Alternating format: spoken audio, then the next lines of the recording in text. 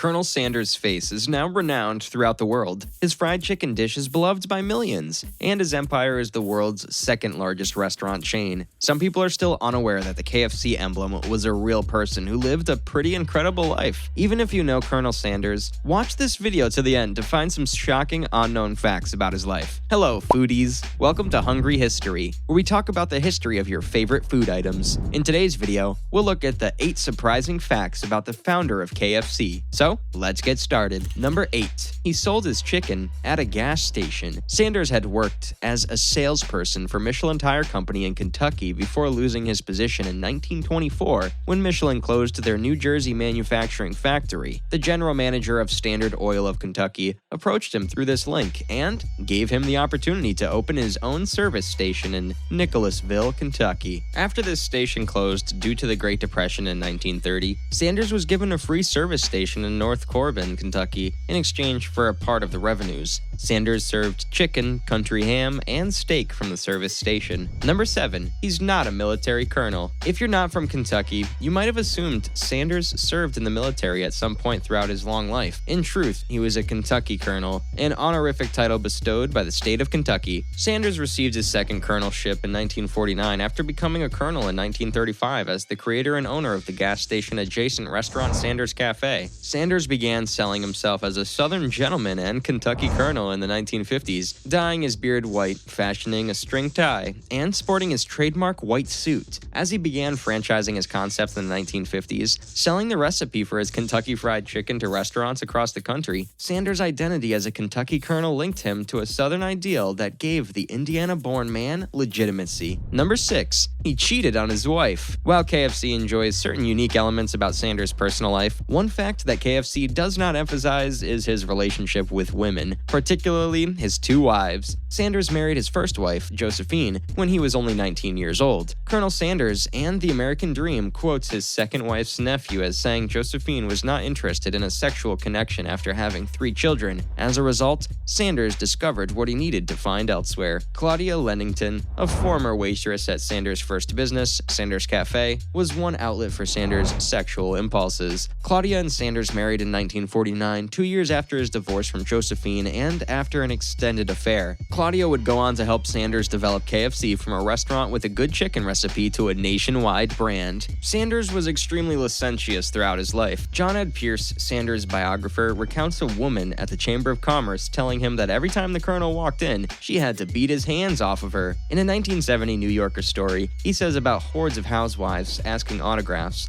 "That girl has let herself go. Look at how big that one is. I'm not sure where I've seen so many fat ones. Look at them waddle, Lord." To summarize, if the colonel were still living today, it would not be surprising to see his name mentioned in the Ashley Madison leak. Number 5. He was a terrible businessman and failed many times. Most customers are probably unaware that the colonel rose to prominence as a restaurant owner following unsuccessful jobs as a lawyer, insurance salesman, lamp salesman, and tire salesman. Sanders frequently made foolish business decisions and had a history of getting into arguments that led to his dismissal, which suited him as a self-employed entrepreneur but was less ideal as a company spokesperson later in life. Number 4. He once shot someone for his brand. Sanders' devotion more than compensated for his lack of commercial skills. Sanders painted a huge sign directing potential customers from the highway to his Corbin petrol station. Matt Stewart, the owner of a competitor gas station, was outraged. Stewart vandalized Sanders' sign, prompting Sanders to threaten to blow his goddamn head off and repaint it himself. When Sanders saw Stewart painting over the sign once more, he and 2 Shell officers dashed to grab him red-handed and heavily armed.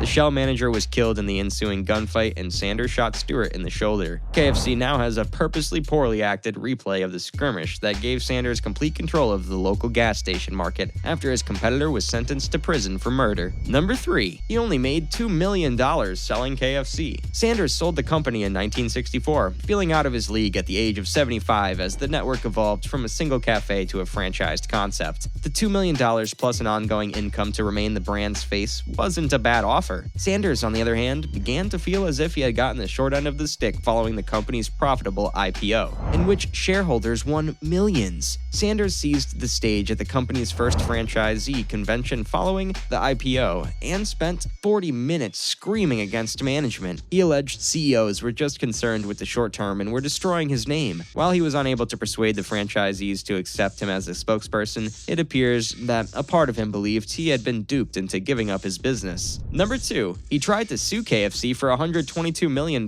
Sanders' desire for disruption escalated when KFC was sold to Hublin in 1971. Sanders sued the chain for $122 million after it refused him the right to build an antebellum-themed restaurant serving original recipe chicken. He eventually settled out of a court for $1 million and the Colonel's commitment to cease embarrassing the corporation. Sanders failed to uphold his half of the arrangement. Number 1. He claims KFC doesn't use the secret original recipe now. While few people know exactly what is in Colonel Sanders' combination of 11 secret herbs and spices, we do know that the Colonel stated several times throughout his life that KFC discontinued utilizing his recipe. Because KFC is fiercely protective of its recipe, it's tough to verify. The restaurant claims to keep Colonel Sanders' handwritten formula of 11 herbs and spices carefully locked away in a vault with the ingredients kept secret by 2 suppliers. Whether or not the Colonel's original recipe is still in use today, it's obvious that in his latter years, Sanders was critical of KFC's menu. The New Yorker quoted him in 1970 as remarking that the company's new gravy formula ain't fit for my dogs. Sanders was not present when the chain turned around and allegedly improved food quality under new leadership in the 1980s. He passed away on December 16, 1980, at the age of 90. Bonus fact: he opened a competing restaurant. Sanders, disappointed with the quality of KFC's cuisine after selling the franchise, decided to create a competitive restaurant, the Colonel's Lady, named after his wife. KFC sued Sanders and won a $1 million settlement. Sanders sold the restaurant, which now operates as Claudia Sanders Dinner House in Shelbyville, Kentucky. So, that was it for today, guys. Hope you enjoyed our video. If yes, then like and share the video and subscribe to Hungry History for many more amazing videos. Stay tuned as we'll be back soon with another informative and amazing video. Till then, keep evolving.